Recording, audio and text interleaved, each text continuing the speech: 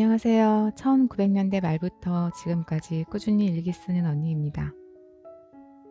와, 새해가 밝았습니다. 2022년 마지막 날, 그리고 2023년 첫날, 잘들 보내셨나요? 언젠가 12월 31일에 세종문화회관에서 콘서트를 보고 보신각을 간 적이 있어요. 거기서 새해를 맞이한 거죠.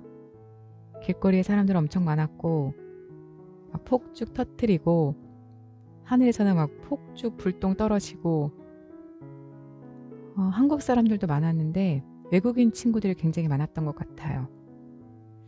그때는 제가 국제협력단 코이카로 나가기 전이었는데도 외국에서 기념일을 맞이하는 이방인들의 마음은 어떨까? 그런 생각을 잠깐 했었던 것 같습니다. 그러면 2022년 마지막, 그리고 2023년 처음 저에게 어떤 일이 있었는지 볼게요. 저는 예전에 여러 앱들을 사용했었죠. 에버노트에다가 일기를 써보기도 하고 다른 앱에도 써보기도 했는데 그냥 워드나 한글 파일로 일기를 쓰는 게 제일 좋더라고요. 물론 클라우드에 저장을 해서 언제 어디서든 쓸 수 있어야 합니다. 해마다 파일을 하나씩 만들다 보니까 2022년의 일기 파일이 마무리가 됐고요. 그리고 2023년의 일기 파일이 시작이 됐습니다.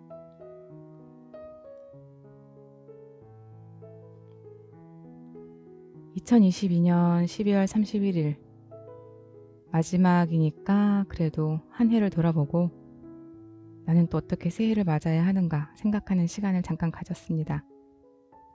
그러는 동안 새해가 밝았어요.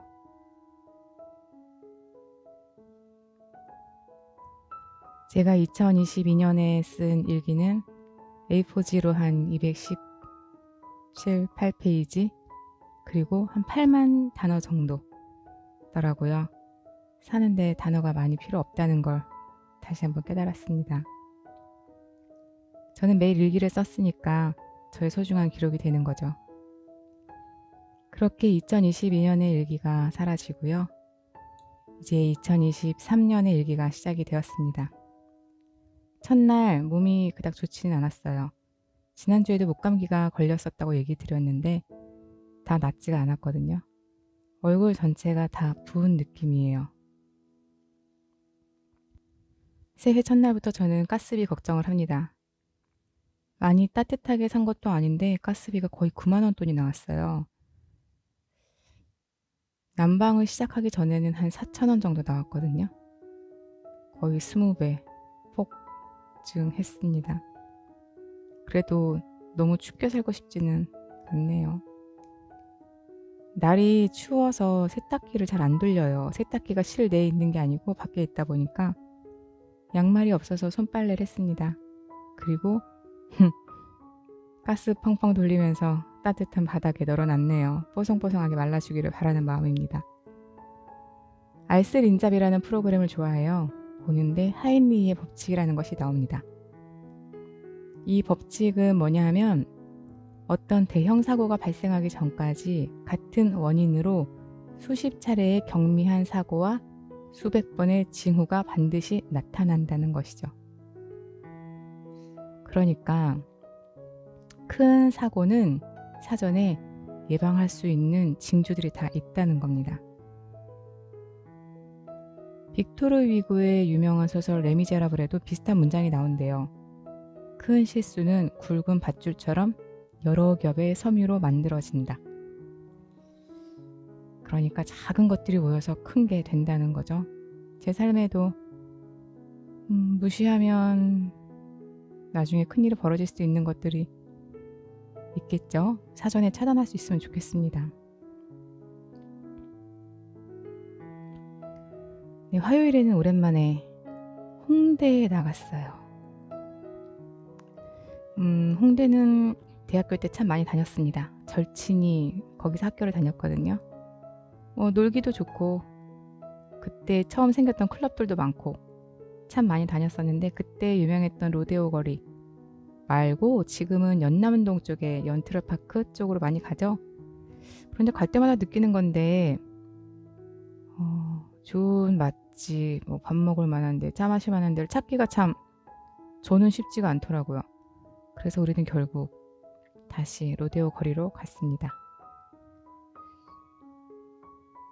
좋은 시간들 보내고 돌아왔고요. 밤에 면봉으로 귀를 파는데 피딱지가 나오는 거예요. 목감기 걸려있는 동안 저는 아무렇지도 않은 줄 알았는데 제 몸은 엄청 힘들었었나 봅니다. 몸에게 조금 미안해졌어요. 그리고 1월 4일 수요일, 여행은 왜 가는 걸까? TV를 잠깐 틀었다가 태어난 김에 세계 일주라는 프로그램을 봤어요. 기안84와 배우 이시연이 남미에 갔죠. 오토바이를 타고 달리면서 계속 감탄사를 연발합니다. 이런 말을 해요. 와, 난 이걸 안 보고 그동안 뭐 한 거지? 물론 그 기분은 알겠어요. 그런데 모든 사람이 태어나서 꼭 그 모든 풍경을 다 봐야 되는 건 아니죠. 중요한 건 일상을 벗어나서 여행을 한다는 그 자체가 좋은 것 같습니다. 생각해보니까 안동에서 올라온 이후로 혼자 어디 멀리 가서 여행을 한 적이 없는 것 같아요. 아직은 괜찮지만 곧 너무너무 발바닥이 근질거릴 것 같습니다. 조만간 바다 여행 한번 해야 될 것 같아요. 새해를 맞이해도 저의 일상은 변함이 없습니다. 다들 비슷하죠. 그냥 달력 한 장 넘어가는 거예요. 그래도 한 살 더 먹었으니까 좀 더 어른처럼 살아야 되나 모르겠다. 네, 모두 매일매일 고생한 나를 돌아보고 내 몸을 돌아보고 또 내 일상의 어딘가에 작은 균열들이 생기고 있진 않은지 챙겨보면 좋겠습니다. 저는 또 일기를 쓸 거고요. 우리는 곧 만나요.